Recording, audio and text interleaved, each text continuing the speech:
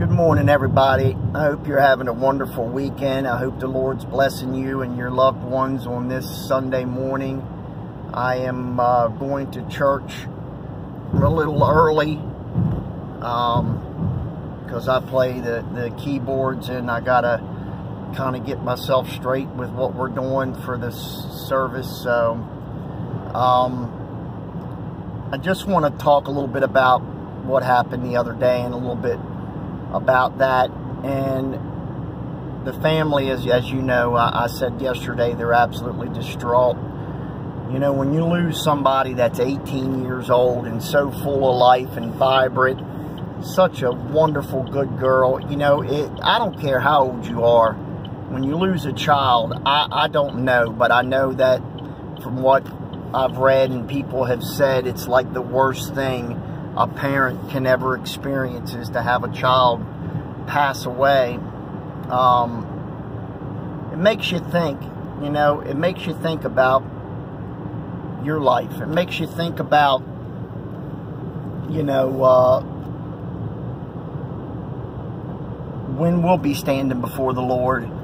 And that's why it's so important to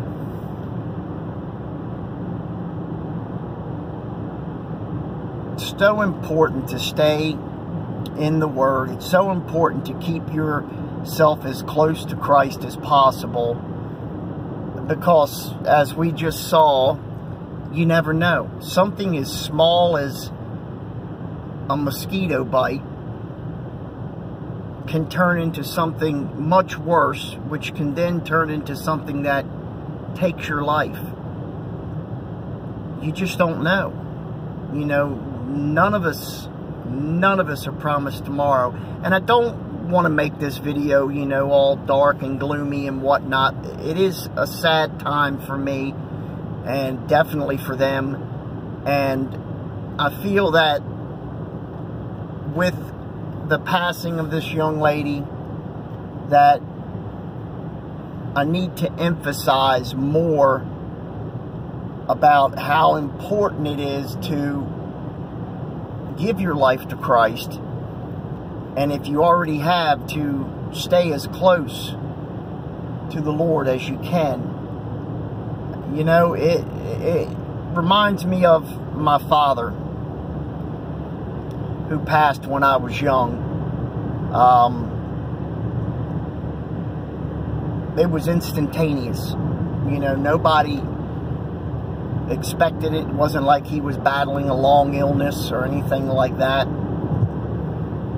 He went to work that morning, and by lunchtime he was gone. He had he got killed on the job. He got electrocuted. My father worked on very high voltage lines, a couple 100,000 volt lines, like those lines that you see when you're driving down the road and you're like kind of not really in the middle of nowhere, but you're kind of out and about, and you look off in the field and you see those big steel, I guess they're steel, they could be aluminum towers, you know, might be 100 foot tall, those big ones, and they'll have one every, maybe, you know, every football field, they'll have another one, and those run into the substations and then run into the towns with power the towns. Well, there's hundreds of thousands of volts running through those lines, and that's the type of work that he did. He repaired those lines, he put them up, and he lost his life on one of them lines. And, you know, I can say that my father knew the Lord. I can say that, you know, I know he's in heaven because my father was saved. And I guess, you know, when you have that saving grace of God in your heart, when you have that closeness with the Lord, you know, when you're walking with the Lord, you have, you know, the Lord brings a peace to you, an inner peace. Now, don't get me wrong, you're still going to mourn, you're still going to go through the whole, you know, experience of losing somebody, but you always have that that connection there with Christ, that you know no matter how hard it gets, you know Jesus is going to be right there. He's not going to let you walk that path alone. He's not. And it reminds me, and I've used this a few times, about the poem, The Footprints in the Sand. Now, I'm not going to try to repeat it. It's very long, but I'm just going to get to the gist of it. And it was about a gentleman that was walking with the Lord through his whole life, and there was 2 sets of footprints through the sand throughout his life. And he noticed that when he was going through the hardest times in his life, you know, the toughest times in his life, when he was dealing with such adversity, he noticed there was only 1 set of footprints in the sand. And he asked the Lord, Lord, when I was going through my toughest, hardest times in my life, I noticed there was only 1 set of footprints. Why would you have left me? Because he was thinking those were his footprints in the sand, and Jesus had left him. And the Lord turns and tells him, you know, my son, I didn't leave you. When you were going through those tough times, those were my footprints. I was carrying you. And I often think about that when tragedy strikes, you know, like it did the other day with my friend and her daughter. I think about that. And then I think about the people that don't know the Lord, that don't have that, how could I say it? That don't have that comfort, that peace, that inner peace that's within them from knowing the Lord.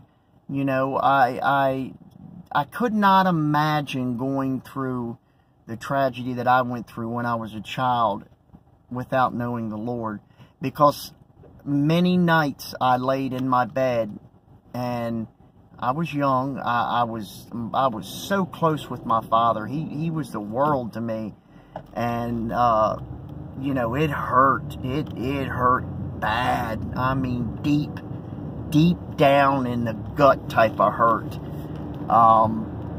You know, where they say your heart's broke. Well, it's true.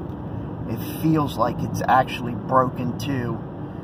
But when I would reach those points in my life, laying in that bed at night, as a young person, as a kid, a young teenager, I noticed the Lord would always take it from me. I don't know. I can't explain it. I can't give you an actual definition of what occurred. All I can tell you is, in those times, I'm absolutely thankful that I had the Lord in my life, that I knew Jesus Christ, because I don't think I would have ever been able to get through this, because it was such a tragedy. And I know what she's going through, being that it's her only child. And you know, she said something to me this morning, and I want to ask that you could continue to pray for that family and that mother. Her name is Shirley. She said something to me this morning when I spoke to her, and she said, you know, I don't know why God did what he did. I don't know why God took her, but he must have needed her. And I just need to pray that he gives me the peace that I need in my life. And that is so true. That's exactly what I've been talking about. You know, God giving you that peace. And I thought it was very strong of her at this point. She's only been, what, 2 days since her daughter passed? And to come out that, it just lets you know that he's there. He's there. He's waiting. He's willing. He's able. He's there.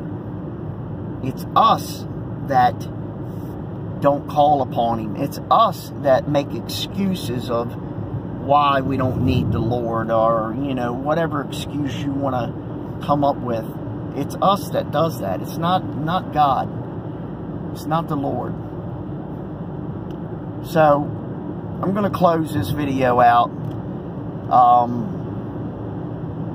Again, I want to thank every one of you for the prayers. I know y'all prayed.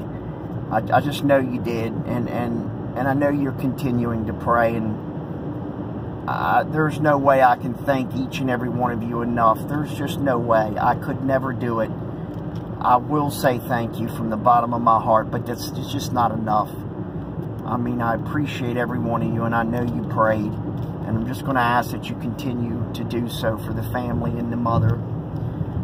Take care of yourselves, and remember what I said today. Stay close with the Lord. Read your Bible.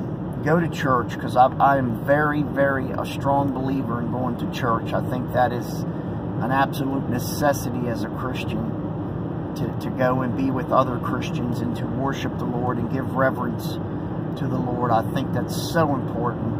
I know others don't, but for me, I believe it is extremely important. Take care, everybody. God bless each and every one of you, and I'll try to make another video this week sometime between work. That's all I got for you. I hope you have a wonderful Sunday, and I hope to see you in church this morning. Bye-bye now.